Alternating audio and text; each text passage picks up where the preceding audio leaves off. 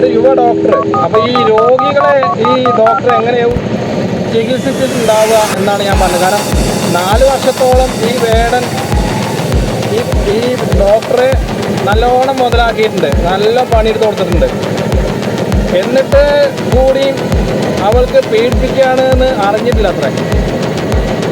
അപ്പോൾ ഡ്രൈവിങ്ങിൻ്റെ പരിഷ്കാരം തന്നെ പറയാം. ഒക്കെ അവനവനെ ഇഷ്ടപ്പെട്ട രീതിയിലാണ് വാഹനം ഡ്രൈവ് ചെയ്യണത്. ശരിക്കും അത് തെറ്റാണ് എന്ന് അറിയാമെങ്കിലും ശരിയായിട്ടൊന്ന് പോകാൻ പറ്റുമോ? 100 കോടി വരില്ല, ഒരു 50 കോടി ഉറുപ്പിയുടെ ഉള്ളിലേ വരുള്ളൂ. ഒരു വീടല്ലേ ഒരു മനുഷ്യന് ഏറ്റവും വലിയ സ്വപ്നം. അപ്പോൾ ഇത് നേടി ഇതൊന്നും ചെയ്തു കൊടുക്കാൻ നമ്മുടെ സർക്കാരിന് കഴിയില്ല എന്നാണ് അതിൻ്റെ അർത്ഥം.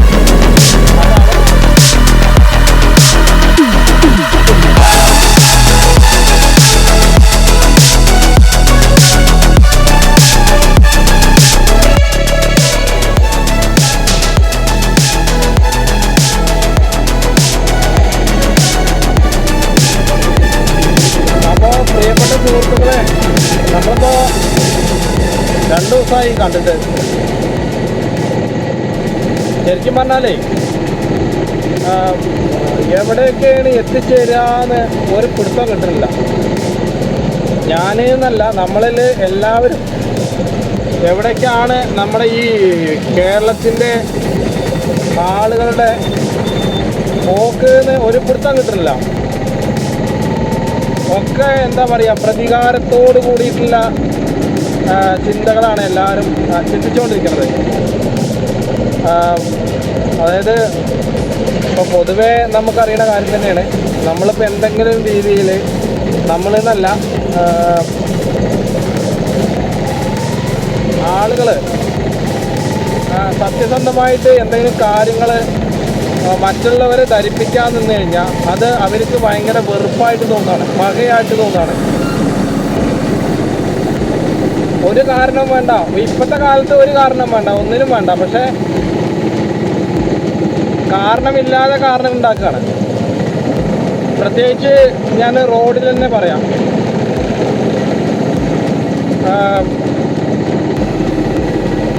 എന്താ പറയുക, പോലീസ് ചെക്കിങ്ങിനിടെ, അത് പോലീസല്ല ചെക്ക് ചെയ്യണത്, പണം കൊണ്ടുപോകുന്ന ഒരു വാഹനത്തിലെ പോലീസ് സെക്യൂരിറ്റി എന്നാണ് ശരിക്കും പറയുക.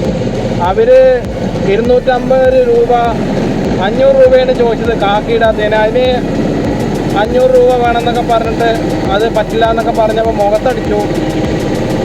അങ്ങനെ KSRTC കാറ് കൂട്ടിയിടിച്ചു.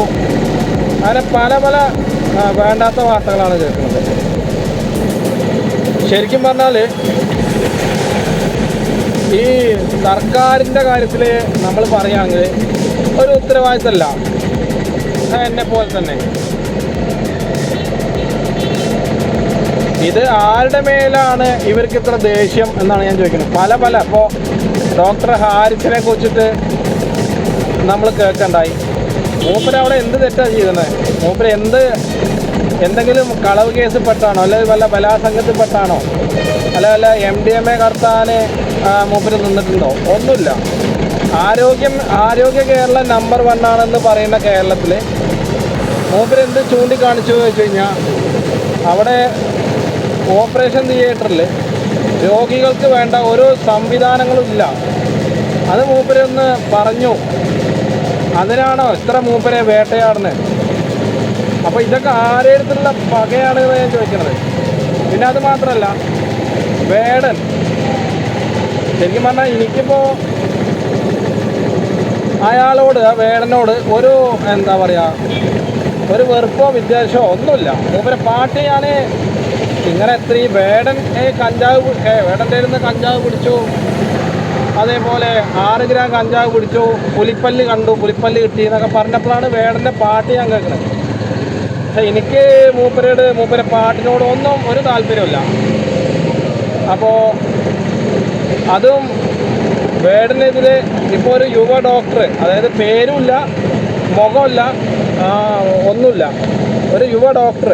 അപ്പോൾ ഈ രോഗികളെ ഈ ഡോക്ടർ എങ്ങനെയാവും ചികിത്സിച്ചിട്ടുണ്ടാവുക എന്നാണ് ഞാൻ പറഞ്ഞത്. കാരണം 4 വർഷത്തോളം ഈ വേടൻ ഈ ഡോക്ടറെ നല്ലോണം മുതലാക്കിയിട്ടുണ്ട്, നല്ല പണിയെടുത്ത് കൊടുത്തിട്ടുണ്ട്. എന്നിട്ട് കൂടി അവൾക്ക് പീഡിപ്പിക്കുകയാണ് എന്ന് അറിഞ്ഞിട്ടില്ല അത്രേ. അപ്പോൾ അതെന്തൊരു സ്ത്രീയാണത്?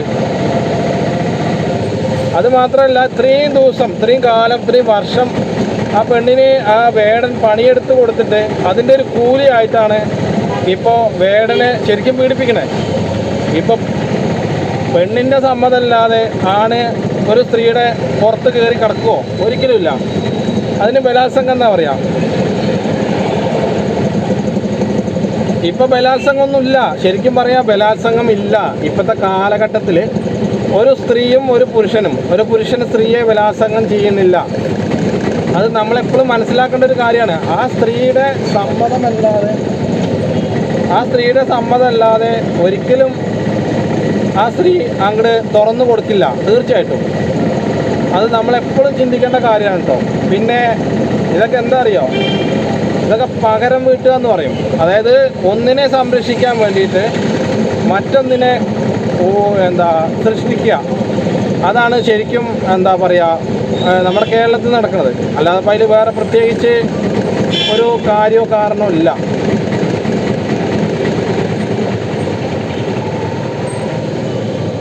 അങ്ങനെ പലതും നമ്മുടെ നാട്ടിലിനി നടക്കാണ്ട്.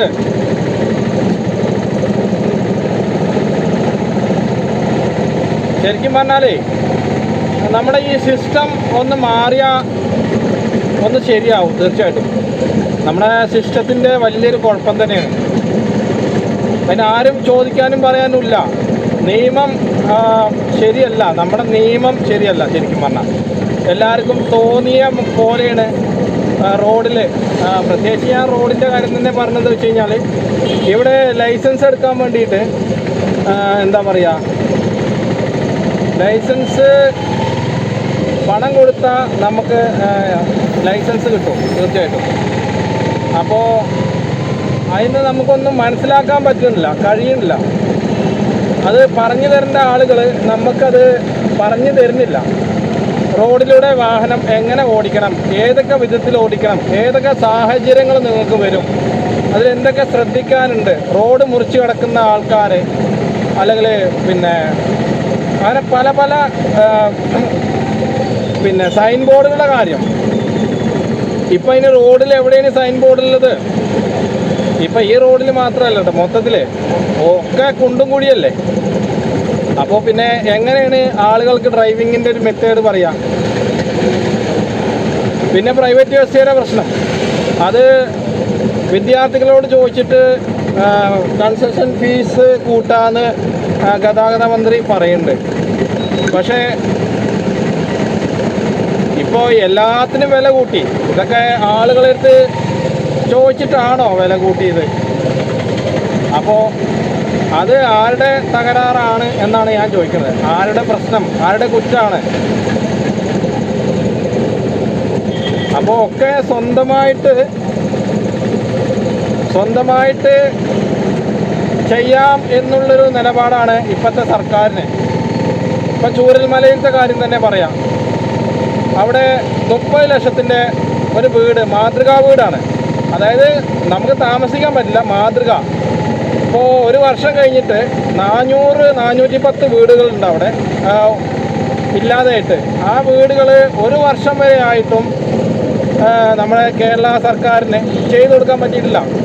ഒരുപാട് ആളുകൾ അതിന് പൈസ കൊടുത്തിട്ടുണ്ട്. ശരിക്കും പറഞ്ഞാൽ പൈസ കൊടുത്തിട്ട് സഹായിച്ചിട്ടുണ്ട്.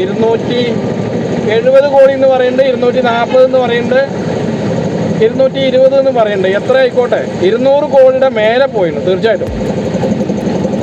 അവിടെ 400 വീട് ഉണ്ടാക്കാൻ എത്ര അതായാലും ഒരു 100 കോടി വരില്ല, ഒരു 50 കോടി ഉറുപ്പിയുടെ ഉള്ളിലല്ലേ വരുള്ളൂ. ഒരു വീടല്ലേ ഒരു മനുഷ്യന് ഏറ്റവും വലിയ സ്വപ്നം. അപ്പോൾ ഇതൊന്നും ചെയ്തു കൊടുക്കാൻ നമ്മുടെ സർക്കാരിന് കഴിയില്ല എന്നാണ് അതിൻ്റെ അർത്ഥം. അപ്പോൾ അവിടെ വന്നിട്ട് ഓരോ ആളുകൾ സംസാരിക്കുന്നുണ്ട്. അത് നിങ്ങൾ കേട്ടിട്ടുണ്ടാവും, അത് അറിഞ്ഞിട്ടുണ്ടാവും. അതിനെതിരെ നിങ്ങൾ കമൻറ്റും പ്രതിഷേധവും ഒക്കെ നടത്തിയിട്ടുണ്ട്.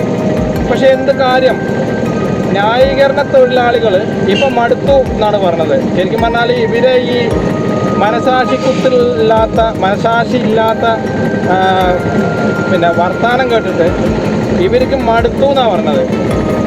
എനിക്ക് വയ്യ, അതായത് ഞങ്ങൾക്ക് വയ്യ ഇനി നിങ്ങളെ ന്യായീകരിക്കാമെന്നാണ് പറഞ്ഞത്. അപ്പോൾ ഒന്ന് ആലോചിച്ച് നോക്കി നിങ്ങൾ, മനസാക്ഷി എന്ന് പറഞ്ഞൊരു സംഭവമുണ്ട്. ഇപ്പോൾ ധർമ്മസ്ഥലയിൽ ഒരുപാട് ശവങ്ങൾ, അതായത് അവിടുത്തെ രീതിയും കാര്യങ്ങളൊക്കെ നമുക്കറിയാം, നമ്മൾ പ്രത്യേകിച്ച് പറയേണ്ട ആവശ്യമൊന്നുമില്ല.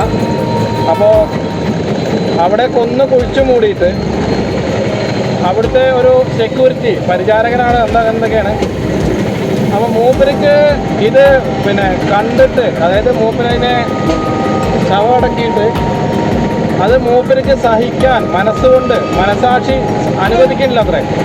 ഉറങ്ങുമ്പോൾ നമുക്ക് ഏറ്റവും കൂടുതൽ സമാധാനത്തോടു കൂടി വേണ്ടത് ഉറക്കമുണ്ടെങ്കിൽ നമുക്ക് ഏകദേശം സമാധാനം ഉണ്ടാവുള്ളൂ. അപ്പോൾ ഇതില്ലാതെ വരുമ്പോൾ അവൻ സ്വയം ഭ്രാന്തനാവുകയാണ്, സ്വയം മനസാക്ഷി അവനെ ഉണർത്തുകയാണ്, നീ ചെയ്യുന്നത് തെറ്റാണ് എന്ന് പറഞ്ഞിട്ട്. അപ്പോൾ അത് മൂപ്പർക്ക് ശരിക്കും പറഞ്ഞാൽ എന്താ, മനസാക്ഷി വല്ലാണ്ട് നീറിയപ്പോൾ അത് തുറന്നു പറഞ്ഞു.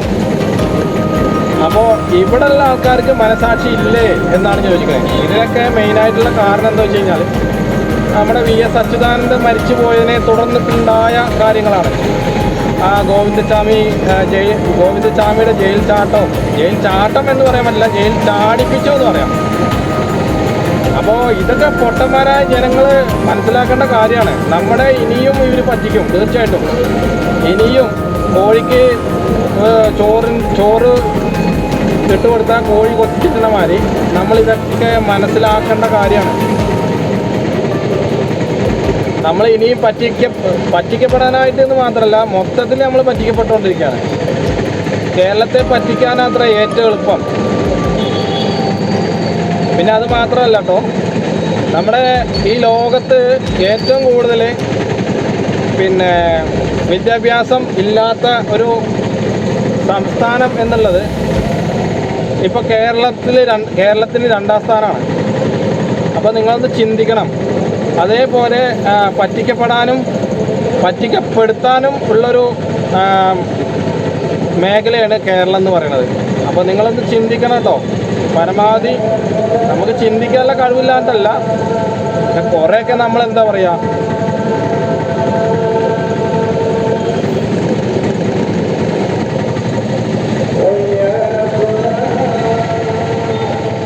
എന്തായാലും കൂടുതൽ എന്താണ് സംഭവിച്ചറിയോ, സൗകര്യങ്ങൾ എൻ്റെ അമ്മേ,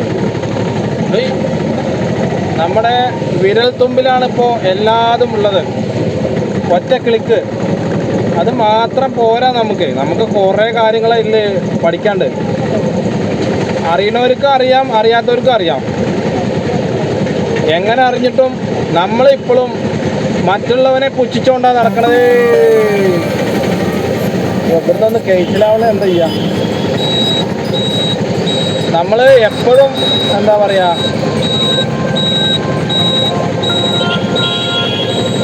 ഇൻഡിക്കേറ്റർ ഇട്ടു എന്ന് അറിഞ്ഞു കഴിഞ്ഞാൽ ഇവർക്ക് പിന്നെ സൈഡ് തരാൻ കമ്പല്ല.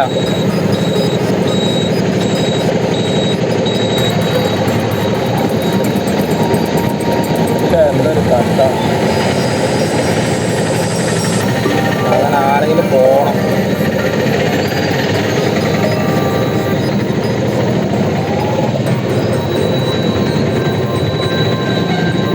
ഇൻഡിക്കേറ്റർ ഇടാതെ പോവുകയാണ് ഇപ്പോൾ നല്ലത്.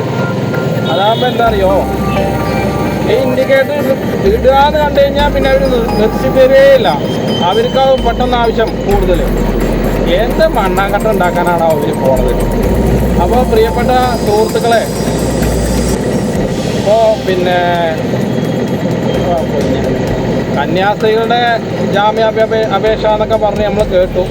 അതൊക്കെ ഒരു എന്താ പറയുക, ഒരു ഇരട്ടത്താപ്പാണ്. ഇവിടെ ഈ എന്താ പറയുക, ഈ സിസ്റ്റം മാറാതെ നമ്മൾ എന്തെന്നെ പറഞ്ഞിട്ടും നമ്മൾ എന്തെന്നെ ചെയ്തിട്ടും ഒരു പ്രയോജനം ഉണ്ടാവില്ല, ഉറപ്പായിട്ടും. പക്ഷേ ഇനി സിസ്റ്റം മാറിയാലും അത് ആ സിസ്റ്റത്തിൻ്റെ കുറേ കാര്യങ്ങൾ കൺവേർട്ട് ചെയ്യാണ്ട്, ഒരുപാട് കാര്യങ്ങൾ അങ്ങോട്ടും ഇങ്ങോട്ടും തിരിക്കാനും മറിക്കാനും ഒരുപാട് സംഭവങ്ങളുണ്ടായില്ല. അപ്പോൾ അത് എന്താ പറയുക, അത് നേരെയാക്കാതെ ഈ സിസ്റ്റം ഇതുപോലെ തന്നെ ഏകദേശം 3 വർഷത്തോളം പിടിക്കുമെന്ന് നമുക്ക് കൂട്ടാം. എന്തായാലും നമുക്ക് കണ്ടറിഞ്ഞ് കാണാം. പിന്നെ ഞാൻ പ്രത്യേകിച്ചൊരു കാര്യം പറയട്ടെ, നിങ്ങൾ ഇപ്പോൾ ഡ്രൈവിങ്ങിൻ്റെ പരിഷ്കാരം തന്നെ പറയാം. ഒക്കെ അവനവനെ ഇഷ്ടപ്പെട്ട രീതിയിലാണ് വാഹനം ഡ്രൈവ് ചെയ്യണത്. ശരിക്കും അത് തെറ്റാണ് എന്ന് അറിയാമെങ്കിലും ശരിയായിട്ടൊന്ന് പോകാൻ പറ്റുമോ? നമുക്ക് പ്രത്യേകിച്ച് സങ്കടമൊന്നുമല്ല. പക്ഷെ നമ്മളൊക്കെ പുറത്ത് പോയി കഴിഞ്ഞാൽ, വിദേശ രാജ്യങ്ങളിൽ പോയി കഴിഞ്ഞാൽ നമ്മൾ ഭയങ്കര മാന്യമാവും. അവിടെ നമ്മളെല്ലാ നിയമങ്ങളും പാലിക്കും. പക്ഷെ നമ്മുടെ കേരളത്തിൽ മാത്രം ഒന്നും പാലിക്കില്ല. അപ്പോൾ ആദ്യം പറഞ്ഞ പോലെ തന്നെ നമ്മുടെ ശരിക്കും ഇവിടെ നിയമത്തിനെ പേടിയില്ലാത്തത് കൊണ്ടാണ് തീർച്ചയായിട്ടും. അല്ലാതെ ഇപ്പോൾ അതിൽ വേറെ പ്രത്യേകിച്ച് എടുത്ത് പറയേണ്ട ആവശ്യമില്ല. നിയമം എന്താണെന്ന് ഈ കേരളത്തിലെ ഇന്ത്യയിലെ ആളുകൾക്ക് അറിയില്ല, തെറ്റ് ചെയ്യുന്ന ആൾക്കാരില്ല. പല പല കൊലപാതകങ്ങളും ഒക്കെ നമ്മുടെ നാട്ടിൽ ഓരോ ദിവസം കൂടിക്കൊണ്ടേയിരിക്കുകയാണ്. പ്രത്യേകിച്ച് പെണ്ണുങ്ങൾ, സ്ത്രീകൾ അവിഹിത ബന്ധത്തിലൂടെയാണ് ഇപ്പോൾ പോണത്. അതുകൊണ്ടാണ് ഇപ്പോൾ ഒന്ന് 2-3 കൊലപാതകങ്ങൾ രാവിലെ തന്നെ വാർത്തയാക്കാൻ സാധിച്ചത്. അപ്പോൾ ഇനി അതെന്നല്ല, അതിൻ്റെ അപ്പുറം ഇനി തുടർന്നുകൊണ്ടേയിരിക്കും. അപ്പോൾ ഇതിനൊക്കെ ആരാണ് പിന്നെ എന്താ ചുക്കാൻ കൊടുക്കണമെന്നാണ് അറിയാത്തത്. കണ്ടുപിടിക്കാതെ